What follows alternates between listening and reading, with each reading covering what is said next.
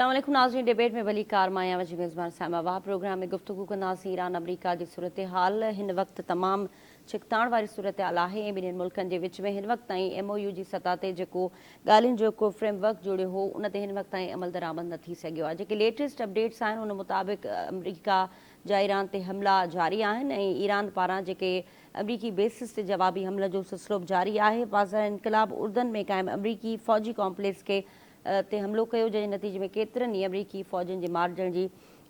जी दावा कई पई वञे। इन खां अलावा ईरान सां छिकताण जे हवाले सां अमरीका जे अंदरि पेट्रोलियम ज़ख़ीरा 4 ॾहाकनि जी घटि तरीन सतह ते पहुची विया आहिनि। इन हवाले सां बि गुफ़्तगू कंदासीं ऐं मिडल ईस्ट जे अंदरि जेके ईरान पारां जवाबी हमला कया पिया वञनि उन जे हवाले सां जेका हिन वक़्तु ॻणती जो जेका सूरत हाल आहे मिडल ईस्ट जे अंदरि उन हवाले सां हिन वक़्तु जेके मिडल ईस्ट जा मुल्क आहिनि उहे कीअं इन सॼे मामले खे डील करे रहिया आहिनि ऐं हिकु भेरो ॿीहर जेके सालिस मुल्क आहिनि उहे बि भरपूर कोशिशि करे रहिया आहिनि त ॿिन्हिनि दुनियुनि में कुझु ॾींहंनि जी जंगबंदी थी वञे त जीअं ॿीहर इन्हनि मामलनि खे ट्रैक ते आणे सघिजे। ईरान ऐं अमरीका जे विच में जेके ॻाल्हियूं आहिनि उहे कीअं अॻिते वधंदियूं ऐं सालिस मुल्कनि में केतिरो कामयाबु थींदा, इन ते गुफ़्तगू कंदासीं। प्रोग्राम में मूंसां गॾु मौजूदु आहिनि फारूक मुरई साहब ऐं ईरान अमरीका जे मामले ते गुफ़्तगू लाइ असांखे जॉइन कयो आहे अॻूणा सफ़ीर आहिनि ज़फ़रुल्ला शेख साहब ऐं शकील नाइच बि प्रोग्राम जो हिसो हूंदा। त मां टिनी महिमाननि खे भली कार चवंदसि। शेख साहब, शुरूआति तव्हां खां करणु चाहियूं पिया।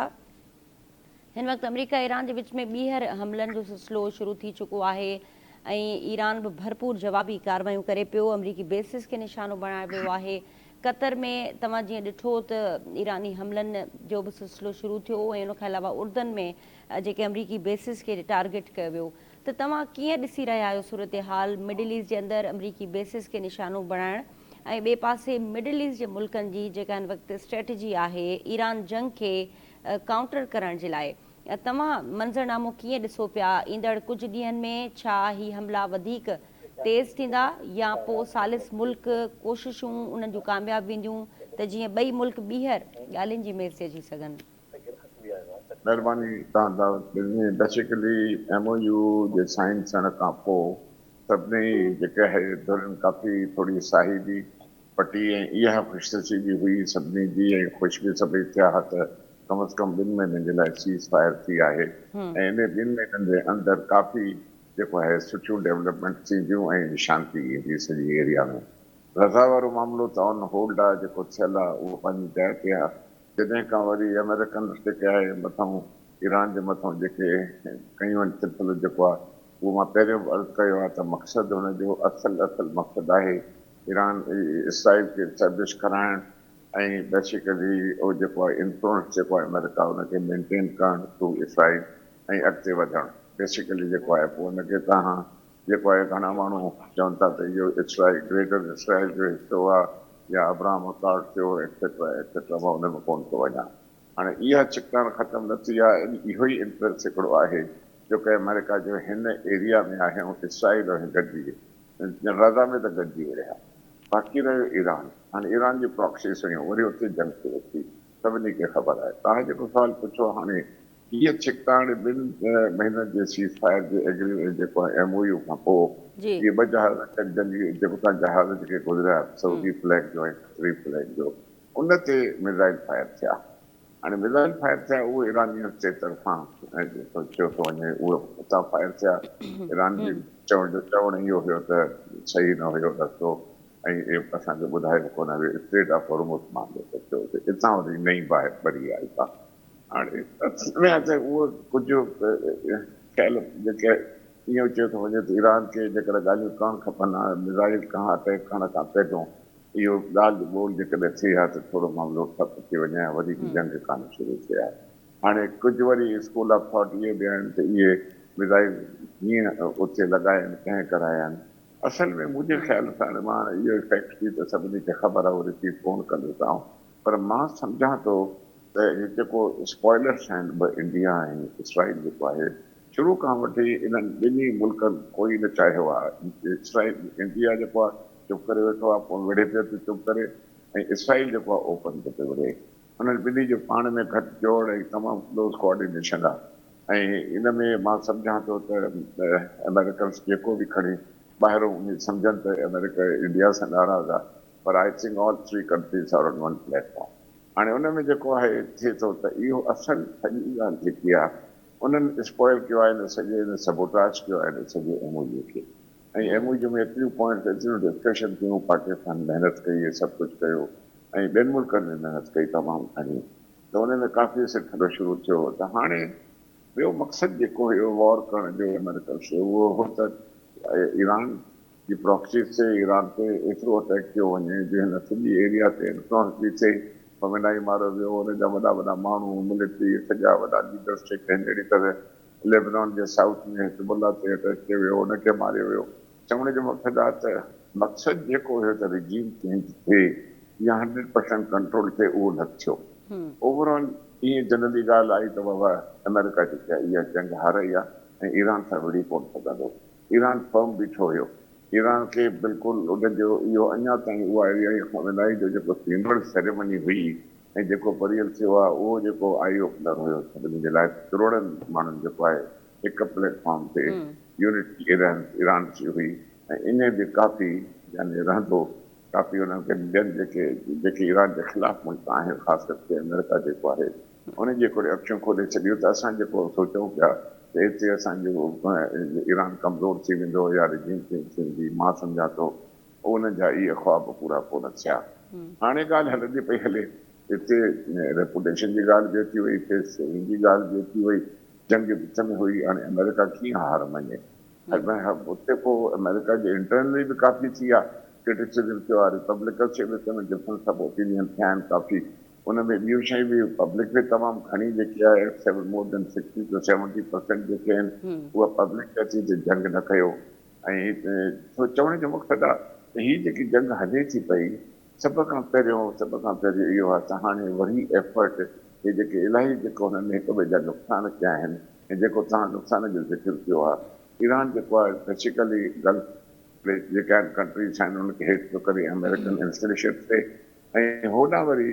पंहिंजो नई हिकिड़ो जंग शुरू थी वई आहे हूथीस खे वरी ईरानियन जेको आहे लाइसेंस ॾिनो आहे बाबा Saudi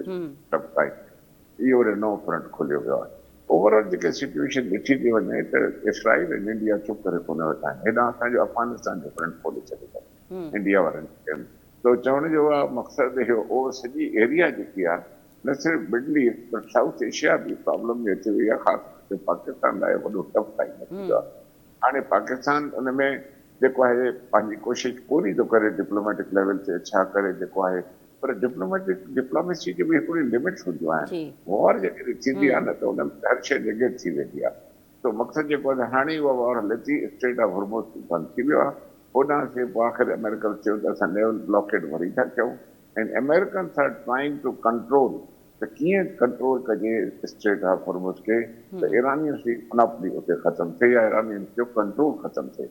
now that's a $1 billion question. कीअं कंदो, कहिड़े नमूने में थींदो, छा हिन स्ट्रेट ते जंग थींदी जेकी थी रही आहे, ईरानियन जो कंट्रोल कीअं ख़तमु कंदा? हाणे ईरानियन जो कंट्रोल तॾहिं ख़तमु थींदो अलाह रहम करे जॾहिं ईरानी न हुजे। त मक़सदु चवण जो आहे त ओपन सी त न आहे न, हो स्ट्रेट आहे हिकिड़े क़िस्म जी,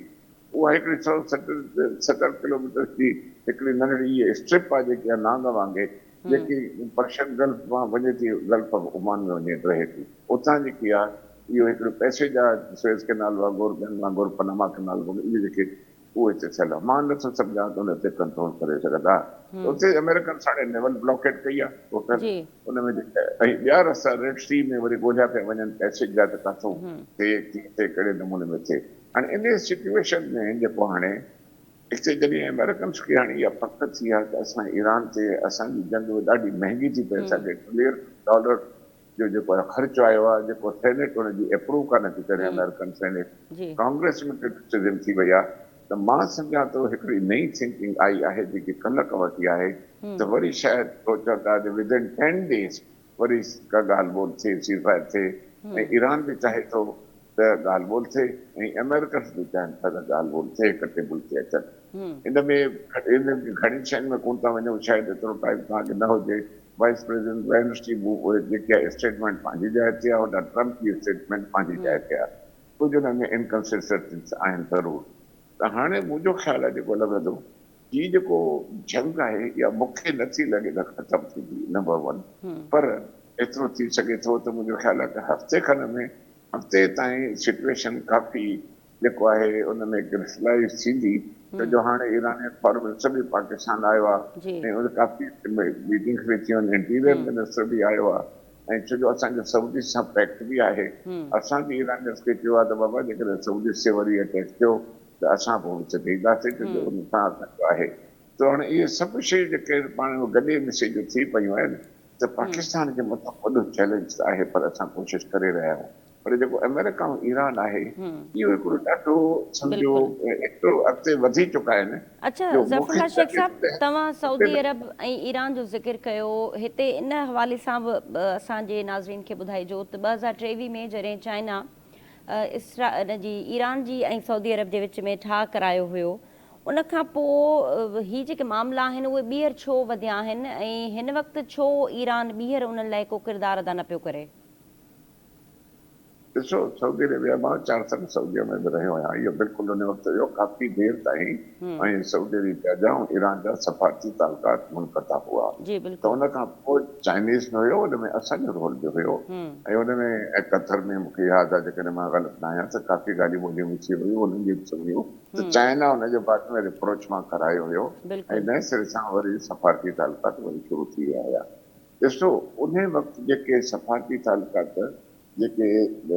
तोड़िया विया हुया, ॿियूं हुयूं, त उनजी इन शॉर्ट 2 मिंटनि में मां ईअं चवंदुसि त इहा उन वक़्तु हिकिड़ी आइडियोलॉजिकल वॉर हुई सुन्नी शिया जी। ठीकु। कारण उन में जेको ॾिसो, जेकॾहिं सऊदी अरेबिया खे तव्हां वठो त उते जेको आहे बेसिकली शिया तमामु घटि आहिनि, अफ़रल पातन जो हिसो आहे, ॿियो आहे उते थोरो घटि आहे। होॾां यमन में हूसीस नॉर्थ में शिया आहिनि त विच ते हेॾे आहिनि, त उनजो जेको आहे उन्हनि में असल में जेको शुरू खां वठी कुवैत में मां 4 साल रहियो आहियां, उते बि ईअं ई आहे, माइनॉरिटी में आहिनि शिया जेके। पर हेॾे ईरान जो जेको वॾो इन्फ्लुएंस सॼो प्रॉक्सीस हुया, उन में सॼो उन में हमास वारा हुया, हेॾे सॼा लिबनान वारा हुया, ऐं उन खां इहो सॼो एरिया जेकी मोस्टली ईरान कंट्रोल थो करे। त उहा बेसिकली उहा ॿिए क़िस्म जी हिकिड़ी जंग हुई जेकी हिकिड़ी कोल्ड वॉर उहा हले पई, उनखे ख़तमु कयो वियो। त बाबा इहा ॻाल्हि हाणे विच में न ईंदी, उहा न आई। हाणे जेकॾहिं तव्हां सऊदी अरेबिया में वञो त उते जेके हाणे असांजा 4 स्कूल ठाहिनि, हनफी, मालिकी, शाफ़ी ऐं हंबली, उन जा डिस्ट्रिक्ट के आहिनि फॉलोअर्स उते आहिनि, जहिड़े नमूने में आहिनि। त मक़सदु इहो आहे त उहा शइ ख़तमु थी वई, इन्हनि जे विच में आई। हाणे तव्हांजो सुवाल ते था चओ त वरी जहिड़ो छो थियो, बेसिकली हाणे बि ईरान चयो आहे त असांजो जहिड़ो सऊदियुनि सां न आहे, हुननि चयो आहे त असां कंहिं बि गल्फ कंट्री सां जहिड़ो न आहे, उहो आहे बि न। हो चाहिनि था त जेके अमेरिकन बेसिस उते आहिनि, त यानी अमेरिका खे फैसिलिटेट न कबो।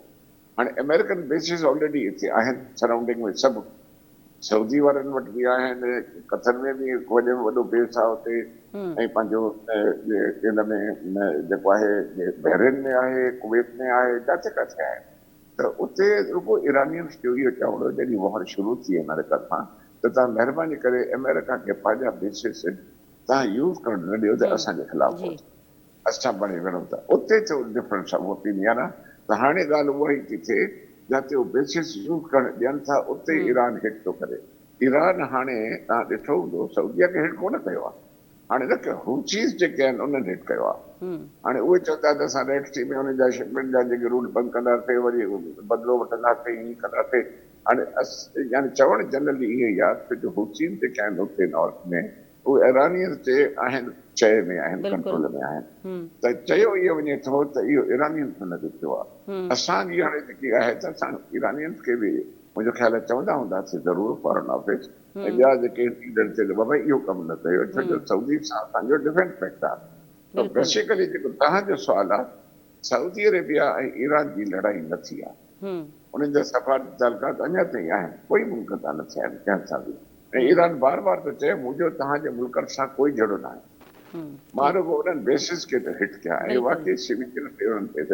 तव्हांजे सिंपल जवाबु इहो ई आहे। ठीकु आहे। फारूक साहब, तव्हां कीअं पिया ॾिसो हिन वक़्तु ईरान ऐं अमरीका जे विच में जेके हमलनि जो सिलसिलो जारी आहे ऐं काफ़ी अमरीकी फ़ौजियुनि जे मारिजण जी बि तस्दीक़ बि आहे? ॾिसो, तव्हां जेको आहे सो हीअ जंग जेका आहे हींअर बिल्कुलु जेको आहे न अहिड़े इन ते पहुती आहे, जेको आहे मतिलबु अंजाम ते पहुचण वारी आहे त भई जेको आहे सो अमरीका पाण जेको आहे सो परेशान आहे, इन जंग मां निकिरणु थो चाहे। जेको इसराइल जी जेका इंटेलिजेंस जेको हुनखे ॿुधायो हो त भई जेको आहे सो ईरान जेको आहे एटम बम ठाहिण जे वेझो आहे ऐं जेको उन ते हमिलो करे जेको कंदासीं ऐं उन खां पोइ जेको आहे फौरी तौर ते जॾहिं हुन असां हमिलो कंदासीं त रजीम चेंज थी वेंदो ऐं पोइ जेको आहे सो अमेरिका पंहिंजूं जेको आहे ज़मीनी फ़ौजूं बि उते लाहे सघे थो त अहिड़े तरीक़े सां जेको आहे सो अमेरिका खे जेको आहे बिल्कुलु हू कयो पियो लेकिन ईअं कोन्ह थियो इन ॻाल्हि ते जेको आहे सो सदर ट्रंप हींअर बि जेको आहे सो इसराइल सां नाराज़ आहे ऐं जेको उन खां अलावा ॿी ॻाल्हि ॿुधायां त जेका इहा जंग जेको आहे ज़ाहिर आहे ॻाल्हि क़तर में ॻाल्हियूं हलियूं पिए त जेको आहे सो अमेरिका जेको आहे ईरान ते हमिलो कयो ऐं इहो ईरान कंहिं ते हमिलो कोन कयो आहे हिन महिल ताईं ऐं सूरत हाल हींअर इहा आहे त अमेरिका इन मां निकिरणु चाहे थो हींअर इहा ॻाल्हि हक़ीक़त आहे त भई जेको आहे सो हिते एॾो बारूद उछलायो वियो आहे अमेरिका जे तरफ़ां जो हींअर उते बि जेको आहे बारूद जा ज़ख़ीरा अमेरिका में बि जेको आहे सो ख़तमु थिया आहिनि ऐं ख़तमु थियण वारा आहिनि बल्कि कल्ह जेको आहे मूं तव्हांखे ॿुधायो त जेको आहे सो ईरान चयो त भई असां एतिरा बेवकूफ़ कोन्हियूं के असांखे ख़बर आहे त जंगबंदी छो था कनि 10 ॾींहंनि जी या छाजे करे चयो थो वञे इन करे इन दौरान जेको आहे जेके अमेरिका मां ज़ख़ीरा आहिनि बारूद जा या असलो आहे उहो फौरी जेको आहे सो इन में अरब मुल्कनि जे पंहिंजे अॾनि ताईं पहुचायो वञे या इसराइल ताईं पहुचायो वञे इन करे जेको आहे सो इहे सभु ॻाल्हियूं जेको आहे सो इन्हनि ॻाल्हियुनि मां हू अमेरिका हींअर निकिरणु थो चाहे ऐं जेको ख़ुदि डेमोक्रेटिक जा जेके उतां जा जेके अरकान आहिनि जेको आहे उहे जेको आहे सो तमामु जेको आहे ऐं उन खां अलावा रिपब्लिकन बि उन सां जेके पंहिंजी पार्टी जा जेके मेंबर आहिनि उहे बि हींअर जंग जा मुखालिफ़ आहिनि त उन में जेको आहे सो हींअर जेको हिननि जेको आहे वरी उन जे बजट जे लाइ जेको आहे सो ज़ाहिर आहे वेंदा हींअर ऐवान नुमाइंदगान में त उते बि जेको आहे सो हिननि खे जेको आहे सो हुकूमत खे सुवाल जवाब मेंबरनि जा सवालनि जा जवाब ॾियणा पवंदा जॾहिं इहो फ़ैसिलो थियो त भई जेको आहे सो आईंदा जेको आहे जंग ईरान सां न थींदी त पोइ जेको आहे जंग छो थी ऐं पोइ उन में हेतिरी बजट जेको आहे जेको अमेरिका जी जेका ख़र्च थिए थी पोइ उन में जेको आहे छा थींदो इन दौरान जेको आहे हिननि इसराइल जेका 3 अरब बजट हुई उन में कटौतीअ जी जेको आहे सो इसराइल जे ख़िलाफ़ु ॻाल्हि थी आहे ऐं इसराइल इन ॻाल्हि ते कावड़जी जेके बि जेके अरकान कांग्रेस आहिनि जेके डेमोक्रेटिक जा या रिपब्लिकन सां तालुक़ु रखनि था इसराइल जेको हुननि जी जेका इलेक्शन में जेको आहे मुहिम में ॿिए जेको आहे हेल्प कंदो आहे या मदद कंदो आहे चंदे जी सूरत में उहा हुन रोके छॾी आहे ऐं हींअर बि जेको आहे सो जेको ज़ाहिर आहे सऊदी अरब जेको आहे उहो चए थो इसराइल छो रोकी आहे जी उहा इसराइल छो रोकी आहे इमदाद कहिड़ो इसराइली जेका तव्हां ॿुधायो त डेमोक्रेट्स जी ऐं रिपब्लिकन जे लाइ जेका इमदाद हूंदी आहे इसराइली लॉबी जेका उन्हनि खे फंड कंदी आहे उहा रोकी वई आहे उहा इमदाद छो रोकी वई उन पोयां कारण छा आहे भई इन करे रोकी वई आहे त भई हीअ जेके अरकान हुन जा मुखालिफ़ आहिनि त इसराइल जेका इहा बजट आहे उहा जेका जंहिं कम जे लाइ इस्तेमालु करणु खपे उहा उन में इस्तेमालु करण जे बजाए जंगी उन में जेको आहे सो उन जे लाइ कान हुई उहा उतां जे जेका अवाम जे लाइ ऐं उतां जी जेको उन जी इंफ्रास्ट्रक्चर जे लाइ हुई लेकिन जेको आहे इसराइल उन खे जेको आहे इस्तेमालु पियो करे इन में जंग में इन करे हुननि जी जेको आहे कटौती जी दरख़्वास्त कई त भई जेको आहे इहा कटौती कई वञे जंहिं ते इसराइल सख़्तु नाराज़ आहे इसराइली जेका लाबी आहे अमेरिका में उहा जेको आहे उन जेको आहे जेकी जिन अरकान जेके रिपब्लिकन जा आहिनि या जिन जेको आहे इन ख़िलाफ़ु वोट ॾिनो आहे त भई जंग जे ख़िलाफ़ु त उन्हनि जी जेको आहे हुन चंदो या जेका उन्हनि खे ॾींदा आहिनि जेको आहे जेको पंहिंजी जेको उन्हनि खे चंदो उहो रोकियो अथनि त इन में जेको आहे मां तव्हांखे ॿी ॿुधायां त भई जेको ईरान जेको आहे उहो चए थो अरब मुल्कनि जे लाइ चए थो त भई जेको आहे सो ऐं जेके अमेरिका जी मेज़बानी या सहूलियतकारी कनि था उहे तवक रखनि त उन्हनि ते हमिलो थींदो ऐं हुननि इहो बि चयो त भई जेको आहे सो असां दुश्मन खे मुकमिल सबक़ु सेखारींदासीं ताकी जेको असांजे मथां हू हमिलो न करे ऐं हिन इहो बि चयो त भई जेके मुल्क असांजे मथां हमले जेको असलो आहे उहो आबनाए हुरमज़ जे लाइ आबनाए हुरमज़ जे ज़रिए न ॾिनो वेंदो ऐं हिन इहो बि चयो त भई अमेरिका जी जेका मेज़बानी ऐं सहूलियतकारी या उन्हनि सां जेको आहे माण्हुनि जेके मुल्क कनि था उहे कॾहिं बि जेको आहे सो हितां आबनाए हुरमज़ इस्तेमालु न करे सघंदा ऐं हीअ अॼु बि जेको आहे सो मतिलबु अॼु बि जेको आहे हिन जेको आहे ईरान जेको आहे सो बहरैन थियो उर्दन थियो मोफ़िकुल सुल्तनत जेको आहे कुवैत थियो ऐं अल सालिम जेको उनजो अॾो आहे उन्हनि ते जेको हमला थिया आहिनि उन में इतला आहे त तमामु जेको आहे घणी तादाद में जेको अमेरिकन फ़ौजी ज़ख़्मी ऐं जेको आहे सो हलाक थिया आहिनि ऐं हेलीकॉप्टरनि जा हैंगर तबाह थी विया ऐं ड्रोन जा जेको आहे अॾा हुआ हुननि जो जेको मूं मुख़्तलिफ़ जेको आहे तव्हांखे हिकिड़ी ॿी ॿुधायां त भई जेको आहे सो हुननि जेको आहे सो अहिड़ी जेको फ़ज़ाई निज़ाम आहे जेको उर्दन में माना जेको पूरे जेको आहे एरिए खे जेको आहे रेडार जे ज़रिए कंट्रोल कनि पिया था उहो उन ते हमिलो कयो आहे ईरान जो चवणु इहो आहे त असां इन करे हमिलो कयो आहे ताकी असांजा जेके मिज़ाइल ऐं जेके माना हवा में ई जेको आहे पेट्रियाट निज़ाम जे ज़रिए तबाह करे था छॾनि ऐं ड्रोन उहे इन हमले खां पोइ उहे आज़ादीअ सां पंहिंजी जॻह ते किरंदा इन में हींअर बि जेको आहे सूरत हाल ऐं जेको आहे अॼु जेको आहे अमेरिकी जेको सेंट्रल कमांड आहे सेंटकॉम उन जेको आहे सो इहो चयो आहे त भई जेको आहे सो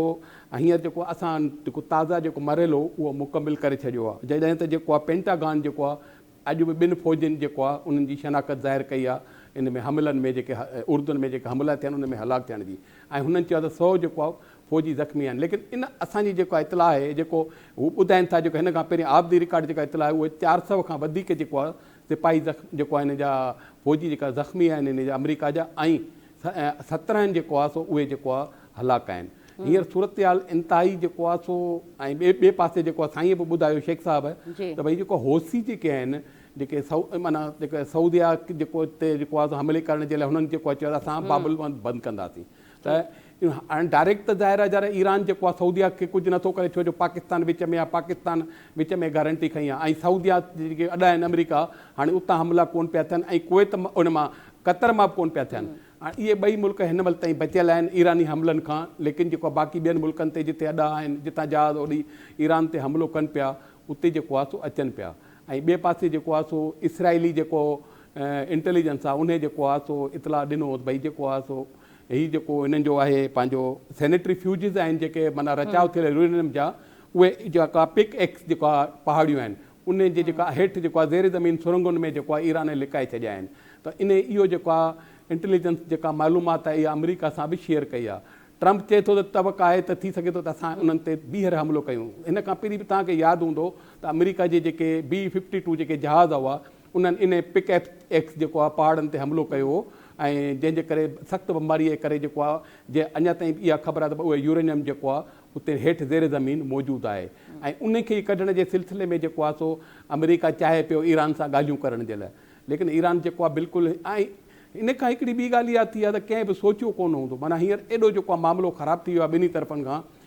अमेरिका निकिरणु थो चाहे, जीअं हू अहिड़ो फासी वियो आहे जीअं अफ़गानिस्तान में फातो या वियतनाम में फातो, हींअर हू चाहे थो त मतिलबु इज़त सां इहो मामिलो ख़तमु थिए, छो जो जेको हू चाहियो पिए जेको भई जेको सॼो जेको चेंज थी वेंदो जेको आहे ईरान जो जेको मामलात, ऐं उते असांजी हुकूमत अची वेंदी, ईअं कोन थियो। इन खां पोइ हाणे जेको आहे निकिरणु थो चाहे, लेकिन हर को जेको चाहे थो ज़ाहिर हिकु वॾी ताक़त आहे, सुपर ताक़त आहे, उहो चाहे थो अहिड़े तरीक़े सां निकिरे जेको आहे पंहिंजी हू ऐलान करे त भई मूं फतेह हासिलु कई, ऐं जॾहिं त जेको आहे ईरान चाहे थो त भई जेको आहे सो मां चाहे उहो फतेह हासिलु करे। ऐं इन में जेको आहे हाणे सूरत हाल जेको आहे तमामु जेको आहे ॾिठो वञे त ॿिन्ही मुल्कनि जे दरमियान, ऐं आबनाए हुर्मुज़ जे बारे में कंहिं सोचियो बि कोन हूंदो, इहो अचानक जेको आहे हिननि इन हमलनि खां पोइ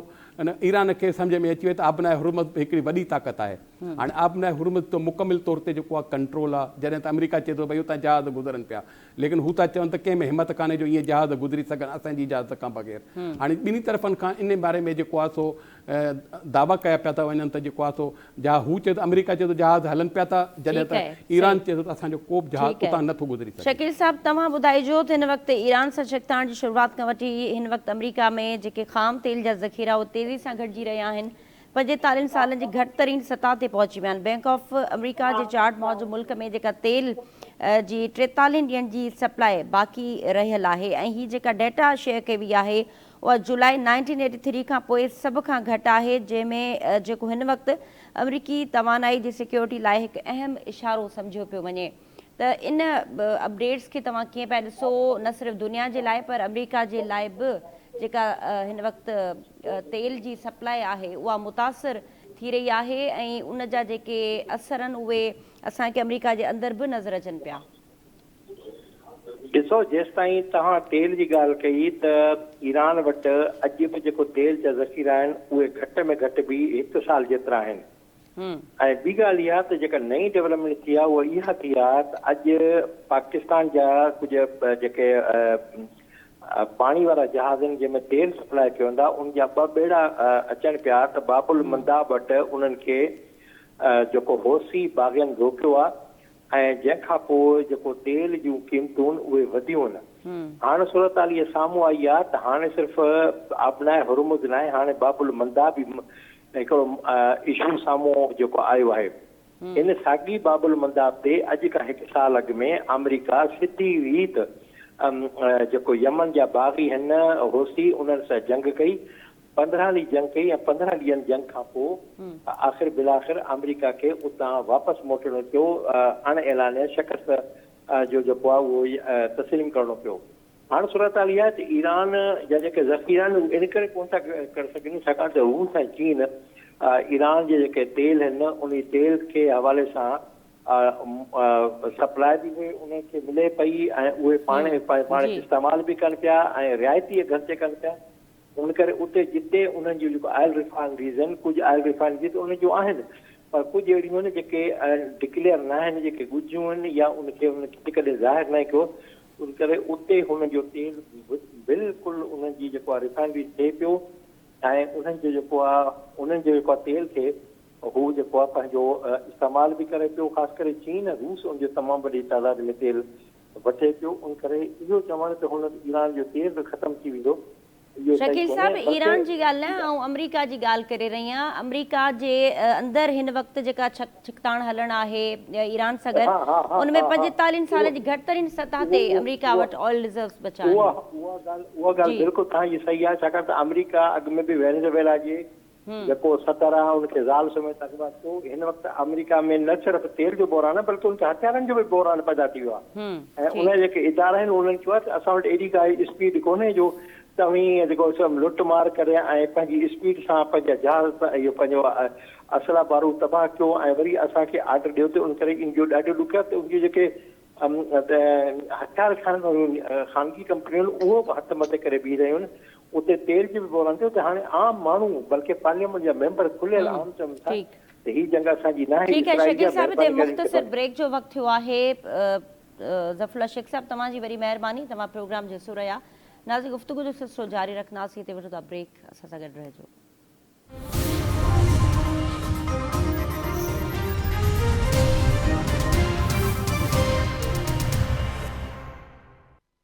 वेलकम बैक नाज़रीन। डिबेट जे हिन हिसे में गुफ्तगू कंदासीं आज़ाद कश्मीर में कानून सां असेंबली जी चूंड जे हवाले सां।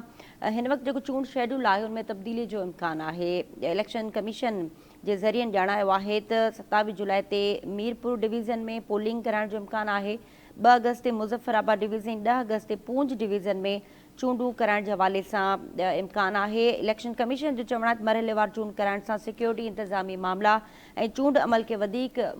मौसर तरीक़े सां कराए सघे थी। इन सॼी सूरत हाल खां अलावा नज़रीन सियासी जमातूं हिन वक़्तु आज़ाद कश्मीर जे अंदरि भरपूर तरीक़े सां सियासी मुहिम हलाए रहियूं आहिनि ऐं इलेक्शन मुहिम जे दौरान पीपल्स पार्टी ऐं नून लीग हिक ॿिए ते सख़्तु तनक़ीद बि कई आहे। अॼु नून लीग सरबराह नवाज़ शरीफ़ साहब ऐं पंजाब जी वज़ीर आला मरियम नवाज़ साहिबा अॼु मुज़फ़राबाद में चूंड जलसे खे ख़िताब कयो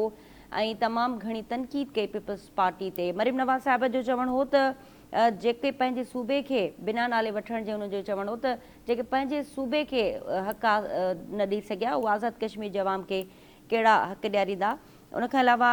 नवाज़ शरीफ़ साहिबु चयो त मां अगरि हितां खटां थो त आउं शहबाज़ शरीफ़ साहिब खे चवंदसि त मूंखे आज़ाद कश्मीर जो वज़ीर आज़म बणाए। त पॉलिटिकल हिन वक़्तु जेका आज़ाद कश्मीर जे अंदरि सिचुएशन आहे ऐं ख़ासि तौर ते अगरि ॾिठो वञे त एक्शन कमेटी जे हवाले सां जेके मुतालबा हुआ उन्हनि 1 जुलाई ताईं मुतालबनि जे हवाले सां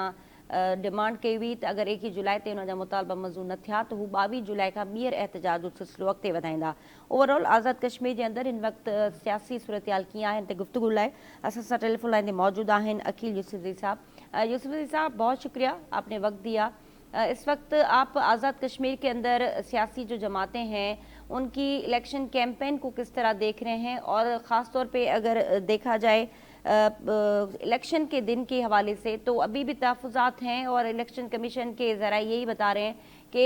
कम्प्लीटली इत्तेफाक नहीं हुआ 27 जुलाई पे इलेक्शन करवाने के हवाले से और मरहलेवार इलेक्शंस होंगी। तो आपके पास इस हवाले से क्या अपडेट्स हैं और इस वक्त आज़ाद कश्मीर के अंदर सियासी मंजरनामा किस तरह देख रहे हैं आप?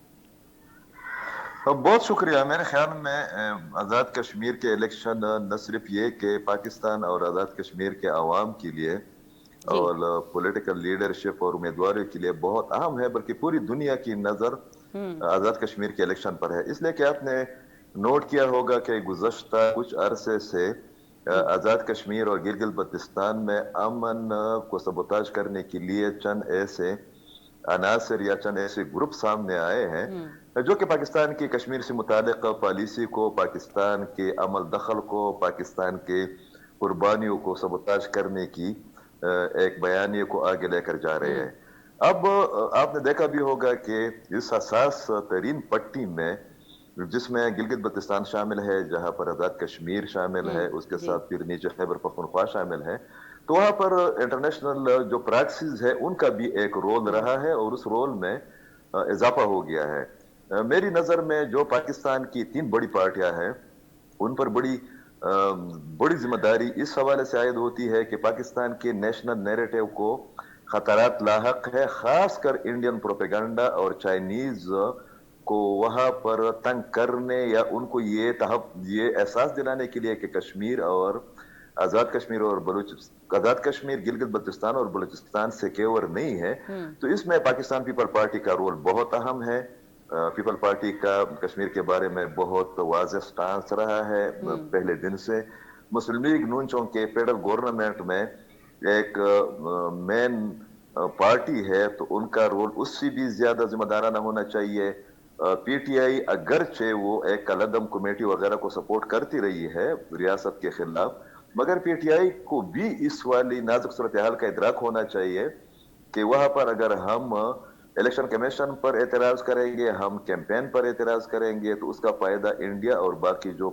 پاکستان مخالف قوتیں ہے یا ممالک ہے وہ اٹھائیں گے۔ جہاں تک الیکشن کمیشن کے پروسیس کا حصہ ہے، جتنا میں سمجھ رہا ہوں، میرے خیال میں 2-3 مراحل میں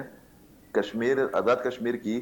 جو سیکیورٹی صورتحال ہے اس کو ذہن میں رکھ کر یہ پلان کیا گیا ہے، اور یہ برا آئیڈیا نہیں ہے۔ پاکستان میں اس سے پہلے مختلف دنوں کے دوران الیکشن ہوتے رہے، تو میرے خیال میں سیکیورٹی چیلنجز سے نمٹنے کے لیے اور پرامن الیکشن کے انعقاد کے لیے ان لوگوں نے یہ پلاننگ کی ہے، اور اس پر تحفظات یا اعتراضات کی کوئی گنجائش یا ضرورت مجھے محسوس نہیں ہو رہی۔ اچھا سر، اس حوالے سے بھی بتائے گا، آج مظفر آباد میں مریم صاحبہ اور نواز شریف صاحب کی تقاریر آپ نے سنی ہوں گی، جو سیاسی جماعتیں ایک دوسرے پہ الزامات لگا رہی ہیں کہ اے جی کے اندر جو اس وقت پولیٹیکل انسٹیبلٹی ہے اس کے پیچھے جو ہے وہ یہی سیاسی جماعتیں، اور مریم صاحبہ نے کافی تنقید کی پیپلز پارٹی پہ، تو آپ اس الیکشن کیمپین کو کس طرح دیکھ رہے ہیں؟ پیپلز پارٹی کی حکومت ہے اے جی کے اندر، اور جو بھی وہ شکایتیں کر رہے ہیں، مریم صاحبہ کہہ رہی ہیں کہ آپ شکایت کس سے کر رہے ہیں، یا حکومت تو آپ کی ہے؟ بالکل، دیکھیں اگر ہم بیانات کا یا رویوں کا ایک تقابلی جائزہ لے تو اس میں ہمیں مسلم لیگ نون زیادہ میچور سٹیج پر نظر آتی ہے۔ اگر جس طرح آپ نے اشارہ بھی کیا کہ اگر بلاول بھٹو زرداری صاحب یا پیپل پارٹی کی قیادت یا کینڈیڈیٹ یہ کہہ رہا ہے کہ ہم نے آگے جا کر آپ کے لیے یہ کرنا ہے وہ کرنا ہے، تو ان سے یہ سوال تو بنتا ہے نا کہ آپ کی حکومتیں رہی ہے تو آپ لوگوں نے کیا کیا ہے۔ میرے خیال میں یہاں پر پیپل پارٹی کا رویہ غیر ذمہ دارانہ ہے۔ پیپل پارٹی چونکہ اقتدار میں زیادہ رہی ہے آزاد کشمیر کے اندر، اس وقت بھی جو اس کے ساتھ ملحقہ دوسرا وفاقی یونٹ ہے جو زیادہ حساس ہے، گلگت بلتستان کی میں بات کر رہا ہوں، وہاں پر مسلم لیگ نون نے پیپل پارٹی کو ایک حکومت سازی کے حوالے سے ایک سپیس دیا۔ ہمیں مسلم لیگ نون کی جانب سے ٹاپ لیول پر وہ تلخی نظر نہیں آ رہی جو پیپل پارٹی کی جانب سے نظر آ رہی ہے۔ اس کا جو ایک اور پہلو ہے، جس طرح میں نے پہلے بھی بتایا کہ دیکھیں نورین خان صاحبہ نے ایک انٹرویو دیا، وہ اس کے کلپ لیک ہو گئی، پاکستان کو اس کلپ نے کتنا ڈیمیج کیا۔ ابھی یہ باقی کیا ہے، پی ٹی آئی کے لیڈر اگر وضاحتیں کر رہے ہیں، مگر انڈین میڈیا نے تو اس کو بہت زیادہ ہائی لائٹ کیا۔ جی بالکل ٹھیک ہے، اس کے بعد مولانا عبد الرحمان صاحب نے جذبات میں آ کر 2 سٹیٹمنٹس دیے، ایک قصور میں پھر کل اسلام آباد میں۔ تو یہ بات ہے، اگر یہ لوگ پاکستان کی پارلیمنٹ کے اندر یا ایک دوسرے کے ساتھ ملاقاتوں کے دوران یہ باتیں کریں تو زیادہ بہتر ہے، اس لیے کہ ان تمام بیانات کو انڈین میڈیا نہ صرف یہ کہ کشمیر کے بیک گراؤنڈ میں بلکہ گلگت بلتستان، بلوچستان اور خیبر پختونخوا کے اس میں بھی استعمال کرتا رہا ہے پاکستان کے خلاف۔ افغانستان کے میڈیا کا بھی یہی رویہ ہے۔ تو میرے خیال میں اس والے جو آپ نے سوال پوچھا، اس میں مجھے ایک طالب علم کی حیثیت سے یا ایک جو میری ریڈنگ ہے اس بیک گراؤنڈ میں مجھے پیپلز پارٹی کمزور وکٹ پر نظر آ رہی ہے۔ میں پولیٹیکل اور مورلی سپورٹ یا بیک گراؤنڈ کی بات کر رہا ہوں، اور مسلم لیگ نون کا جو رویہ ہے وہ زیادہ ذمہ دارانہ ہے۔ ٹھیک، अमीरुद्दीन मुगल साहब, आपको भी वेलकम कहेंगे आज के शो में। आप किस तरह देख रहे हैं एजे के अंदर सियासी जो सूरत-ए-हाल है, मरियम साहिबा के जो इल्ज़ामात हैं पीपल्स पार्टी पे? अच्छा, राब्तो कटिजी वियो आहे। अमीरुद्दीन मुगल साहब सां कोशिशि कंदासीं ॿिए राब्तो बहाल थिए। मुरारी साहब, तव्हां हींअर गुफ़्तगू ॿुधो पिया यूसुफ़ी साहब, उन्हनि चयो त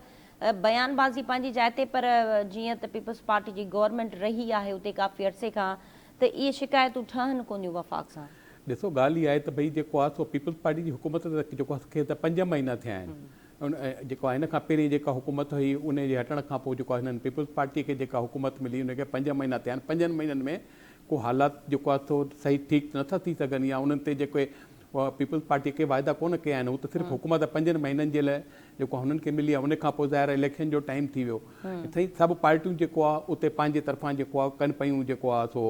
जेको वर्क हले पई। हाणे जेको आहे सो पीपल्स पार्टी जे रहनुमा कमर ज़मा कायराब चयो आहे त भई जेको 22 जुलाई ते या उन खां पोइ जेको आहे बिलावल भुट्टो ज़रदारी जेको आहे सो जेको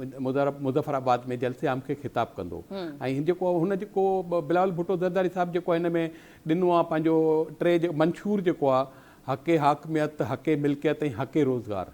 त उन ते जेको हुन गिलगित बल्तिस्तान में बि हिन इहो ई ॾिनो हो। हिते बि जेको आहे सो इहा ई जेको आहे हुन जेको ॾिनो आहे, ऐं हुनजो चवणु इहो आहे त भई जेको आहे सो असांजी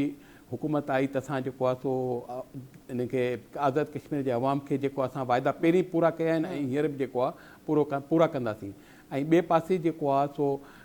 जेको नवाज़ शरीफ़ जेको आहे ख़िताब में भई जेको आहे जज़्बात जेको आहे हुनजे ख़िताबी जज़्बाती ख़िताब हो, जंहिंमें हुन चयो आहे त भई मां जेकॾहिं पीपल जेका मुस्लिम लीग नून खटींदी त असां जेको आहे मूंखे मां शहबाज़ शरीफ़ जेको वज़ीर अज़म हुनखे अपील कंदुसि त मूंखे आज़ादु कश्मीर जो वज़ीर अज़म कयो वञे। अच्छा सर, अमीरुद्दीन मुगल सां राब्तो बहाल थियो आहे, उन्हनि सां गुफ्तगू करे वठूं था। मुगल साहब, बहुत शुक्रिया। आपको आवाज़ आ रही है? जी, अभी अच्छा सर, बताएगा इस वक्त आज़ाद कश्मीर के अंदर सियासी जो पारा है वो बहुत इस वक्त गर्म है, और दोनों जो बड़ी जमातें हैं मुल्क की वो एक दूसरे पे इल्ज़ामात लगा रही हैं। इसके अलावा इस पर भी कमेंट कीजिएगा। और जो है वो इलेक्शन पोस्टपोन होने की भी बात हो रही है, कुछ मरहलेवार हवाले से भी बात सामने आई है। आप क्या समझते हैं कि मरहलेवार इलेक्शन से फ़ायदा होगा और सियासी जमातों को ज़्यादा वक्त मिलेगा इलेक्शन कैंपेन के लिए? और जो तकारीर की गई हैं मरियम साहिबा के हवाले से, उस हवाले से भी कमेंट कीजिएगा। देखिए, पहली बात यह है कि आज जब प्रेस कॉन्फ्रेंस में चीफ इलेक्शन कमिश्नर ने जो नए रद्दोबदल के साथ शेड्यूल दिया है वो पोलिंग का, तो वो 22 तारीख को जो है मीरपुर के 3 अजला में सिर्फ पोलिंग होगी। इसी तरह 2 अगस्त को मुजफ्फराबाद के 3 अजला में, और 10 अगस्त जो है वो बताया जा रहा है कि पहुंच के जो यहाँ अस्पताल थोड़ी है तो मामला है वहाँ 4 अजला है, वहाँ पर 10 अगस्त को होगी। तो पहली दफा ऐसा हो रहा है कि आजादी कानून साज असम्बली के इलेक्शन पोलिंग मरहलावार हो गई। इससे पहले एक दफा बलदियाती इंतखाबात के हवाले से जरूर पोलिंग मरहलावार हुई थी। वो बुनियादी जो वजह यही बताई जा रही है कि सिक्योरिटी की सूरत हाल है और फोर्सेज ज्यादा नहीं है, जिसकी वजह से ये किया जा रहा है। और साथ साथ ये भी इलेक्शन कमीशन ने कहा कि पाक फौज और दीगर फोर्सेज जो है वो भी निगरानी की जो सूरत है कंट्रोल करेंगी, और 2-3 दिन के बाद वो उनकी आमद शुरू हो जाएगी। और जो ये 3 अलग अलग सरहदों में पोलिंग होगी, उसका नतائج हैं उसी दिन उन्होंने बताया कि शाम को जारी कर दिया। अब तक जारी किए जाएंगे। अब तक तो सियासी जमातों की तरफ से कोई बाज़ाब्ता रद्द अमल सामने नहीं आया कि इस वाले से वो क्या कहते हैं, लेकिन चीफ इलेक्शन कमिश्नर का कहना है कि इस वाले से जो है इसी में बात हुई है और सियासी जमातों को एतमाद में भी दिया गया है। इसके साथ साथ आज पहला जलसा हुआ है मुस्लिम लीग नून का मुजफ्फराबाद में नवाज शरीफ और मर्जिन नवाज के साथ। इससे पहले बिलावल भुट्टो मुख्तलिफ मकामात पर जो है वो जलसे का मुजफ्फराबाद में जलसा तो नहीं किया, लेकिन उन्होंने यहाँ कारकुनों से मीटिंग की थी, 2 दिन जा रहे थे। उसके बाद बीरपुर में और कोठी में जलसा किया उन्होंने। और आज जो उनका कल जलसा होना था एक, वो बारिश की वजह से, मौसम की वजह से उसको कर दिया गया। और उन्होंने जो मुस्लिम लीग नून के हवाले से तनकीद की थी, आज जो है वो जो नवाज शरीफ साहब को उन्होंने जो तनकीद की है तो बहुत ज्यादा उन्होंने उस पार्टी में इलेक्शन जो है वो नाम से बगैर तहरीक के साथ उनके साथी तनकीद की। उन्होंने जो है आज मुख्तलिफ ऐलानात भी किए हैं आज़ाद कश्मीर के हवाले से। तो मेरे ख्याल में इस तरह के ऐलानात या आज़ाद कश्मीर की ضابطہ اخلاق ہے خطاب کا اس پہ جو ہے اس کی خلاف ورزی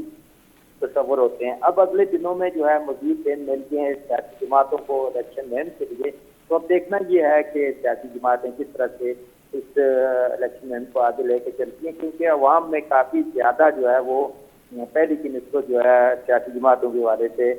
غصہ بھی پایا جاتا ہے. اچھا مغل صاحب, اس حوالے سے بھی کوئی اپڈیٹس ہیں آپ کے پاس تو شیئر کیجیے گا کہ ایکشن کمیٹی کی طرف سے 21 جولائی تک احتجاج کو ہولڈ کرنے کی جو بات کی گئی تھی, تو کیا ان کے جو مطالبات تھے ان کی منظوری کے حوالے سے, ان کو فلفل کرنے کے حوالے سے صورتحال آگے بڑھی ہے یا پھر صورتحال وہیں پر ہی ہے؟ اس حوالے سے یہ ہے کہ جو 15 جولائی کو انہوں نے مارچ کرنا تھا مظفر آباد کی جانب, تو اس کو تو ملتوی قرار دیا گیا تھا, جو مذاکرات ہوئے تھے. اس کے بعد جو ہے یہ سلسلہ بیک تو ڈپلومیسی جو ہے وہ چل رہی ہے اس وقت تک, اور 15 جولائی کے بعد کوئی ناخوشگوار واقعہ بھی پیش نہیں آیا. صورتحال پرامن ہے, دھرنے بھی اسی طرح لگے ہوئے ہیں, لیکن ابھی تک کوئی چیز ان طرف سامنے نہیں آئی کہ اس کا کیا نتائج ابھی تک نکلے ہیں اور مذاکرات کا کس نتیجے سے پہنچے اور کیا جو ہے صورتحال ہے. تو امید کی جا رہی ہے کہ کل تک 1-2 دن تک صورتحال واضح ہو جائے گی. جہاں تک لگتا ہے صورتحال ہے جو جس طرح سے پرامن ہو رہی ہے, اس سے یہ لگتا ہے کہ کچھ چیزیں بہتری کی طرف جا رہی ہیں, اور اگلے چند روز میں جو اعلامیہ ہے تو اس میں شاید مذاکرات جو ہے کامیابی پر جائیں. اچھا سر, ایکشن کمیٹی کو کالا دم دینے کا جو فیصلہ تھا وہ جو ہے وہ اس کو انڈو کیا گیا ہے اس وقت تک؟ آپ کے اطلاعات کے مطابق کیا اس وقت صورتحال ہے؟ ابھی تک کوئی ایسی اطلاعات نہیں ہے کہ وہ انڈو. ٹھیک ہے فاروق صاحب, تمام آخر میں کچھ ایڈ کرنا چاہے ہو؟ رابطو जेको आहे उहो कटिजी वियो आहे अमीरुद्दीन साहब सां. असल में हिकिड़ी इन में हिकिड़ी ॿी ॻाल्हि थी आहे त आज़ाद कश्मीर जो साबिक़ वज़ीर एज़म आहे सरदार मोहम्मद याकूब, उन चीफ इलेक्शन कमिश्नर खे जेको आहे दरख़्वास्त ॾिनी आहे त भई जेको आहे जेके मौजूदा हालात आहिनि आज़ाद कश्मीर जा, तो उन्हनि खे पेश नज़र जेको आहे सो तव्हां जेको आहे इनखे इलेक्शन खे हालात मामूल ते अचण ताईं जेको आहे सो पोस्टपोन कयो. तो उन में जेको हुन जेको आहे सो जेको आज़ाद जम्मू कश्मीर जेको आइन आहे उन जो ऐं जेको आहे इलेक्शन एक्ट जो हवालो ॾिनो त इलेक्शन कमीशन खे पावर आहे त सिर्फ़ु जमहूरी जेको आहे अमल न आहे, बल्कि जेको आहे सुकून अमन जेको आहे सो हुकूमत जेको आहे अमन अमान जी सूरतहाल खे बि ॾिसंदे इलेक्शन कमीशन चाहे त जेको आहे उनखे पोस्टपोन जेको आहे सो करे सघे थी. ऐं इन खां पहिरीं जेको आहे इहो पहिरियों जलसो हो जेको इन्हनि जो पंहिंजो मुस्लिम लीग नून जो, जंहिंमें जेको आहे सो नवाज़ शरीफ़ ऐं जेको आहे सो पंजाब जी वज़ीर आला मोहतरमा जेको आहे सो मरियम नवाज़ शरीफ़ जेको आहे ख़िताब कयो आहे. ऐं इन खां पहिरीं जेको आहे सो बिलावल भुट्टो ज़रदारी साहिबु जेको आहे 2 ॾींहं जेको आहे मुज़फ़राबाद में मौजूदु हो, जिते हुते हुन जेको आहे कारकुननि सां कार्नर मीटिंगूं कयूं. जॾहिं त पूंछ डिवीज़न में जेको आहे वज़ीर अज़म जो मुशीर जेको आहे राना सनाउल्लाह ऐं जेको आहे सो कश्मीर जे जेको मामलनि जो वफ़ाक़ी वज़ीर अमीर मुक़ाम उहे बि आया हुआ. उन्हनि बि जेको आहे सो कारकुननि सां जेको आहे कार्नर मीटिंगूं कयूं, लेकिन को जलसो कोन कयो. लेकिन हीउ पहिरियों जलसो आहे हाणे जॾहिं मुस्लिम लीग नून जे जेको रहनुमान जलसो कयो, जीअं गिलगित बल्तिस्तान में बि जेको आहे नवाज़ शरीफ़ पाण वियो हो ऐं हुन उते जलसो कयो. हिते बि जेको आहे हींअर पहिरियों जलसो नवाज़ शरीफ़ ऐं मरियम नवाज़ शरीफ़ कयो आहे. इन खां पोइ इहा तवक़ आहे त शायदि जेको आहे सुभाणे या परीहं जेको आहे बिलावल भुट्टो ज़रदारी साहिब बि जेको आहे उते पीपल्स पार्टी तरफ़ां जलसे के खिताब कर. ठीक है फारूक साहब, बड़ी मेहरबानी. अकील यूसुफ़ी साहब, आपका भी बहुत शुक्रिया, आपने वक्त दिया. नाज़रीन, प्रोग्राम में मेहमाननि जी गुफ्तगू तमाम ॿुधी. फ़िलहाल एतिरो ई ॾींदा इजाज़त. अल्लाह हाफ़िज़.